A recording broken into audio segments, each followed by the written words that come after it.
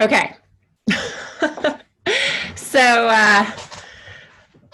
can you hear me, Chris? I got you. All right. I think we'll wait just a minute while folks, Transfer over. yeah, hop over from Facebook to Zoom. I mean, it went mostly well besides my phone audio echoing. Yeah. I was doing the same thing. I was trying to figure out how to mute the Zoom meeting so that it would only come across, it's hard to foresee all that stuff. I give you kudos for like setting this all up because I probably would have struggled to get both the live stream and the Zoom meeting and everything linked up. I always think the worst that can happen is it doesn't work. You know, Yeah. like I spent all yesterday, like, how do I make this happen? And then I'm like, well, the worst that can happen is that the video won't premiere or I won't talk to you. And like, honestly, in the world of coronavirus, there's a lot worse things going Yeah, on. keep So everything in perspective. yeah. So anyways, it did work and we have some folks in here. So I'll go ahead and introduce you. And then I have some questions for you as the filmmaker, but I'm hoping since we all got to see the video that this can be a pretty interactive conversation. So if you guys have questions, if you're a viewer, if you're in the audience in the webinar chat, feel free to go ahead and ask. We'll pull up the Q&A box. And we also can look at the comments. For those of you who missed the Facebook premiere, we are going to post it on YouTube. It's going to be out there in many different ways and forms. So you'll get to see it, and this will be a preview of it. And I'm sorry that the Facebook didn't work for some of you, or that you don't use Facebook, which kudos. But anyways, I'm going to start by introducing our filmmaker. So we have joining us in our webinar today, Chris Gallaway, who is a videographer and filmmaker with his production company, Horizon Line Pictures. He's done several films and videos that center around the Appalachian Mountains and the Appalachian Trail and the Southern Blue Ridge Mountains. And we got connected because we both live in or near Asheville, North Carolina, and have several mutual friends. I think it's funny, Warren Doyle was one of the first people who told me about you, Chris, and your wife, Sunshine. But then we also have friends who we've both gone to church with or been in Bible studies with in the past, and our paths have crossed in many different ways. And so it's been a joy to work with Chris on several different projects, but this is definitely the one that I am the most proud of and excited about. And so Chris, I was hoping you could share with folks your experience with the trail and being outdoors, and also how you got into filmmaking and videography. Yes, sure. I'll be happy to get to that. But I was thinking, as a preliminary, I've just noticed in the comments a few people saying I didn't have Facebook, couldn't watch it. So I thought we might tell them where they can see it if they don't have Facebook. Will you be posting it on your YouTube channel? Yes, it is already on YouTube and live on YouTube as of 12 p.m. So that link should work. My YouTube channel is Jennifer Pharr Davis under my name as well. So they can find it there. Awesome. Sorry for folks who didn't get to watch it already, but to go back to your question.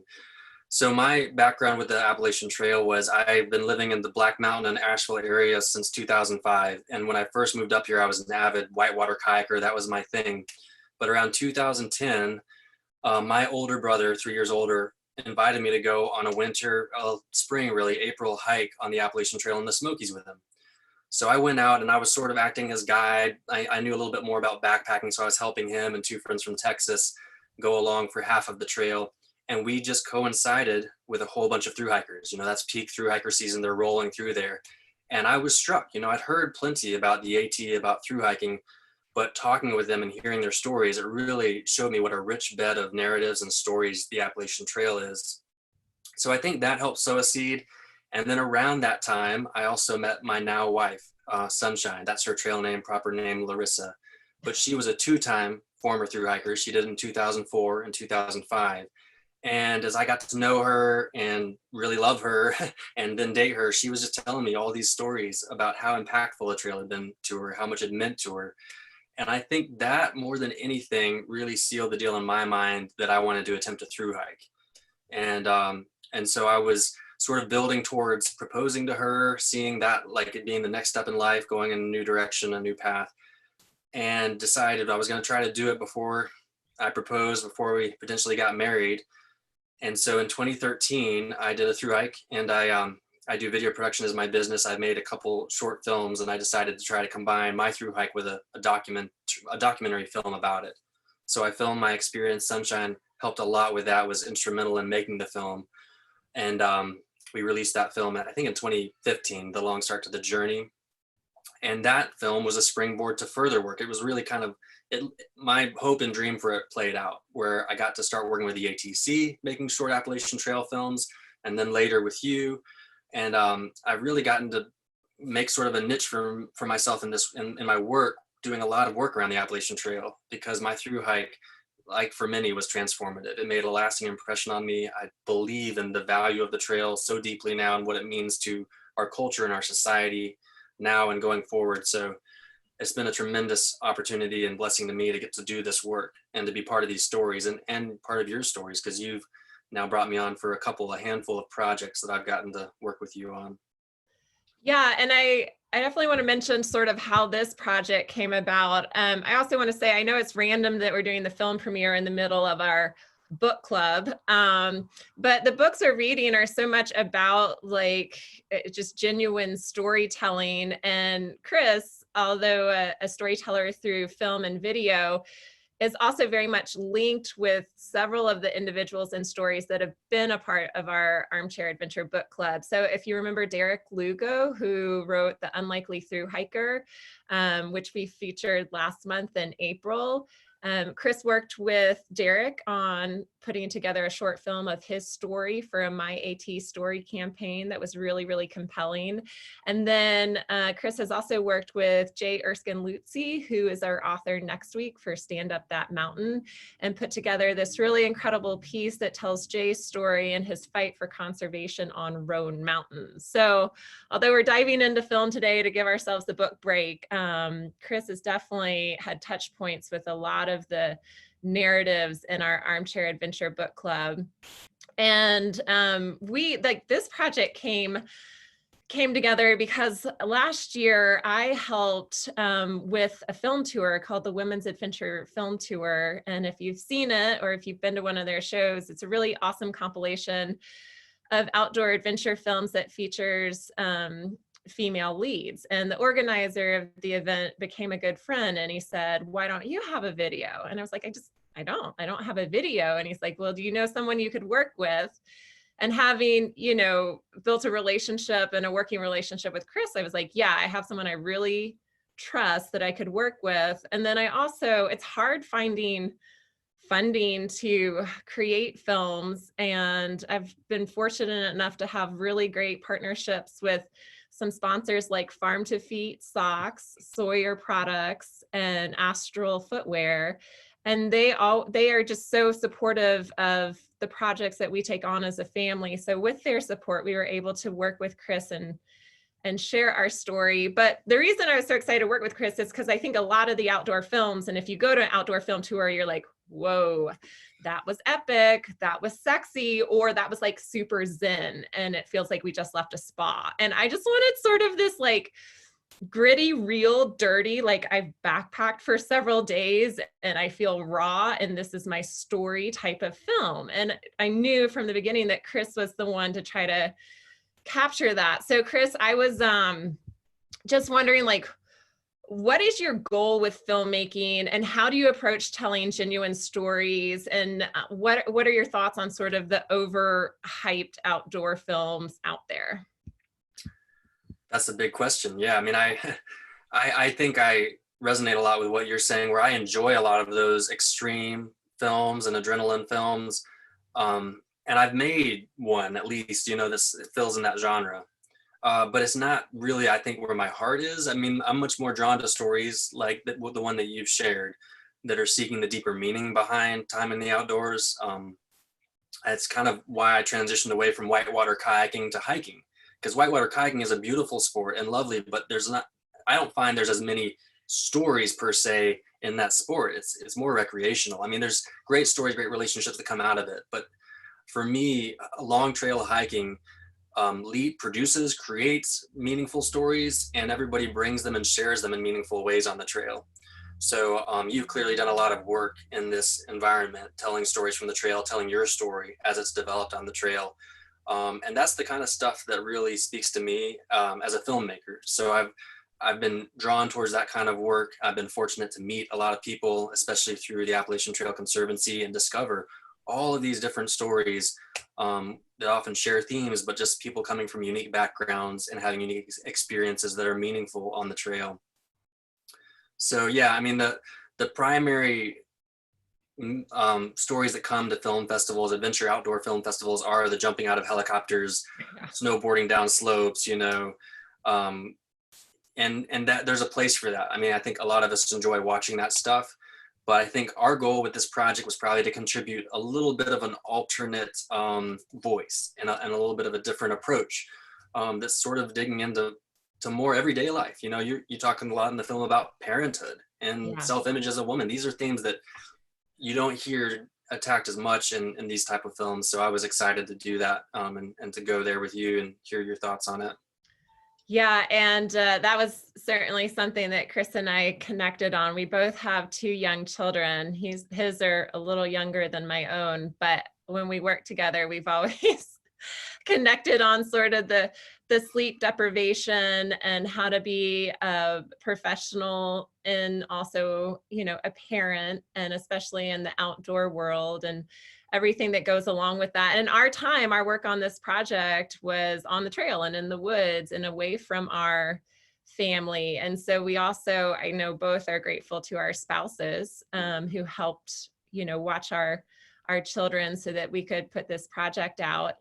And I also, it's funny because I knew Chris was the right person for this project. Again, we know each other and had worked on other things. And one of the interesting things is that Chris and I have very different, I think, personalities and approaches to the trail. And in 2011, I went and set the AT record, which I know, not to say he necessarily disagrees with it. Maybe he would say that, but I know it's like not his thing. Like he doesn't really think that's the best way to approach a long trail. And I really appreciated the fact that A, I knew how he felt and we could have differences and work together.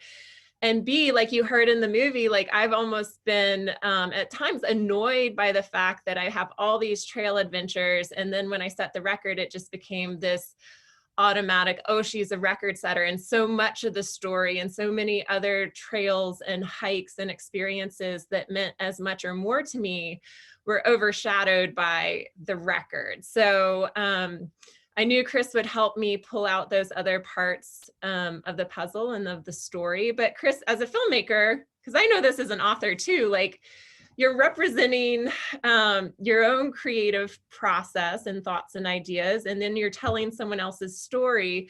But how do you handle it if you're working on a film, working on a story, and you have differences of opinions, or you don't agree necessarily with something that someone else has done? Like, how do you approach that as a filmmaker? You know, it really depends on the project. With my film, it was my story. The long start to the journey was just my story. I was going to make it the way I wanted to make, and I had creative conflicts with like the guy who wrote music. He thought we should do one thing with the music. I thought another, and I basically put my foot down and said, I respect, you know, your opinion on this, but I'm going to do it the way I want to do it. This was a different case because this was very much your story. Mm-hmm. You were technically a producer on the film. You wanted to make this film, and it was your vision and your funding, and like in all respects, you were the buck stops here person. So I was glad to enter that collaborative relationship because I had confidence that we shared enough values, enough taste and aesthetic things that it was going to be a happy collaboration. And it was, but you know, there were things about making the film that we didn't quite agree on. Yeah. And so we push hard. I mean, we kind of argue it and say, I think it should be this way, or you think it should be that way. But ultimately, I knew that this was your story, and I had to kind of support that and try to as much as I could, facilitate you expressing what you wanted to express in the film. And so you kind of need that, I think, in any filmmaking process. You do need a final person who's going to say, this is the way it's going to be, and that's because it's coming from my voice. So I was working very much trying to do what I could to contribute my expertise or my background, but also allow you to come through strong, loud, and clear, which I hope you've done. Yeah, no, we're obviously, like, I feel like it's one of the most genuine things that's been put out with our story and our voice. But I also just appreciate the process and collaboration. And I think, you know, if you're working on something with a partner who just rubber stamps everything, it's not going to be as good of a project long term. And if as opposed to like really, you know, discussing and debating and tussling over how to best portray the message that you want to get out there. And I think, you know, even though we have differences of opinions and styles, like we were pretty unified in the message that we wanted to share, which is that being outdoors is so powerful and so transformative and so important to so many different people for different reasons, and that it's so accessible and it doesn't have to feel imposing or challenging or epic, and you don't have to jump out of a helicopter to go have this life-changing experience. So in that sense, I think it made it easier that I do feel like we had the same kind of end goal with what we wanted to communicate. But very much like writing a book, I mean, this process, the content creation, the editing, the hiking up mountains with, oh my gosh, your pack was like 45, 50 pounds. I don't know how heavy. At least 50. Yeah, it was really heavy. But I was just curious from your end, like, what is the most challenging part of the filmmaking process? And then what's the part that you really enjoy the most? First of all, let me apologize if my screaming daughter is coming over the audio. This is part of this kind of work at home. And actually, it reminds me of something I wanted to mention earlier. You were talking about one of the main themes of the film being parenthood and the struggles of that. And something that I love rewatching the film is there's this moment in there, and sort of the backstory of it is like, Brew and I had this emotional moment in your kitchen when I was interviewing him. And it's in the film where he's talking about how hard it is. And you can reach a point where you're breaking, and it's like, he's choking up there, like he's like in it, he's feeling it, you know. And I was like choking up, and we were like in the kitchen just like, sorry man. It's true. I mean, as a parent, like if you've done a through hike, you know how difficult that is, and parenting can just make that seem like easy, you know, like a vacation. But parenting is one of the most rewarding things that we get to do too. So anyway, that was fun for me to rewatch. But you were talking about the challenges of filmmaking and on the trail, and for me, there's the physical challenges, obviously, of trying to hike through the Smokies and keep up with you with my 50-pound pack. I was physically worn down and broken by the end of that trip, and it was hard physically, but I enjoyed it. I mean, it was really a lot of fun to be out there and to be hiking. That didn't feel that hard. The part of my work that I find more challenging is probably the editing, just because it's a slog and it's in front of the computer and it's very isolated. I mean, we had some interaction over the edits, feedback and back and forth, but it can feel very detached from anything real and hard to know if you're making right choices. You're just kind of staring at a computer all day. So that aspect of the work is something I wish that I could farm out to somebody who's better suited to it, you know, but my style and my approach is pretty much I do all the steps. And so I gotta figure it out and work through it. And I'm sure it's a lot like probably your writing process, where like half the time or more, you're just not sure what you're doing, and you're just working, trying to put stuff down on the paper and hoping that something good comes through in the end, and then revising and editing and cutting. It's a laborious, sometimes tedious process. Yeah, yes, editing. I've gotten more comfortable with it. Just, it is what it is, but it's, yeah, not always the most fun part of the project for me either. I love creating like you, like I love coming up with things, but yeah. I do have editors who tell me whether or not it's worthwhile or not. So that is helpful and humbling as well. I was wondering if you have, so someone asked in the questions, we mentioned these stories about Derek and Jay Lutzy, and they're part of this series called My AT Stories. And I'm not sure if there's a specific link. I think there might be myatstories.com or .org, but if you go to the Appalachian Trail Conservancy website, you can also view them there. Do you know if there's a specific link where people can see those, Chris? Yes, myatstory.org. I see somebody asked that in the question and answer, so I'll go ahead and write that in there. myatstory.org is where the whole backlog of my AT Story films is kept.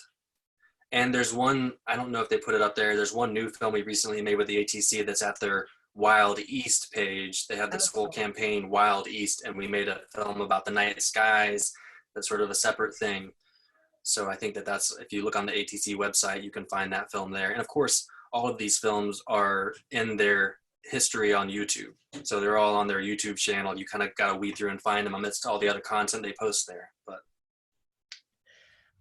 so speaking of my AT stories, Derek Lugo, author of The Unlikely Thru Hiker, chimed on, who worked with Chris on his video. And he said, Chris, you made it feel so easy. And he wanted to know if, you know, your approach is to just sort of be in the background and let things happen. Or he says, were you angry at me when we first started? I think maybe there were some delays and hiccups, but I want to chime in with that and say that, you know, part of our film was some of my best girlfriends, like, hiked up a mountain to find us. And we had this camp out, and it was really like, truly like girl time. Like, we were all unpacking the things, you know, and we represented a wide array of experiences for women. Like, we had single, not married, married, not having children, married with children. And we were all just like saying, you can't win. Like, we were just really venting. And I give Chris a lot of credit, because I can't think of hardly any guys who could be so invisible during this process. Like, a mosquito was more noticeable than Chris as a videographer during this process. So how do you really, like, to answer Derek's question and then to comment on our film as well, how do you fade into the background as a videographer and sort of let the magic happen? Like, what are your tools for doing that? Yeah, some of that I think is the art of the craft, or it's something I've tried to work out a long time, especially in interviews, is how to help people forget the cameras, because the camera is an intrusion. It's artificial. People start to be self-conscious. And so there's a lot of tricks. I mean, anything from like holding the camera down here, instead of, if you're looking at the camera and you don't have eye contact with a person, they feel that and they're aware of it. So a lot of the times I have to sacrifice the framing, since I'm the only person filming, to like look them in the eye, and I'll go back later and the frame will be drifting and they'll be in the corner or something, but I just prioritize the human connection over the production and try to make them all work at the same time. At the same time, you know, Derek, Mr. Fabulous's comment is very meaningful to me, because I feel the same way. Like, I have made a lot of, for me, really important, meaningful friendships through this work. Spending time on the trail is a space where relationships grow fast and deep. And I'm just so thankful for many of the people I've met there. But to give some more context to what he said, like, how angry were you with me when we started? We had a pretty wild plan to meet. He was hiking from New York with his brother on the Long Path, which goes out of New York City, down, you know, Manhattan, and intersects with the Appalachian Trail quite a few miles way outside of the city. So he and his brother had been going for 2, maybe 3 days. I had to fly from North Carolina, arrive in New York City. I'd never been there before. It was like my first time in the big city.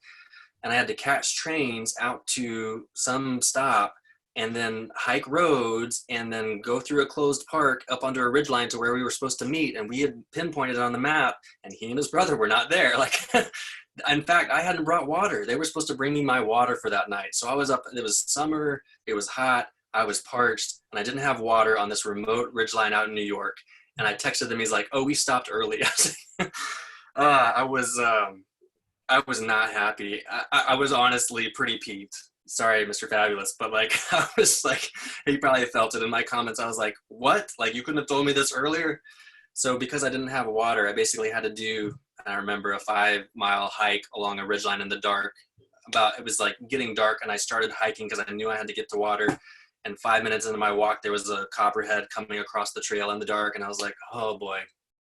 But I made it out to a road and down to a town, and I got a big burger, and then I slept up in the mosquito-y ridge line that night, and Derek and his brother made it to me the next morning. we went down, got breakfast, got things sorted, and like it was all cruising, smooth sailing, happy times from there. So that was a good adventure. But yeah, I mean, I feel like every project I've come through has been a good relationship, has been at the heart of it. And I've gotten to meet awesome people, folks that I continue to keep up with and follow. And like Mr. Fabulous, when he came down this winter for your book presentation, he was like, I went and we hugged, and it was just awesome to see an old friend. So that's a really neat part about the Appalachian Trail community. These different people you wouldn't likely make a connection with in your everyday life, that suddenly you have a meaningful relationship with. Yeah, and I imagine too that the hiking mindset, like when you're a backpacker or hiker, or you do a long trail, you're used to constantly having to like adapt or readjust or change plans, just like you did with your filming with Mr. Fabulous.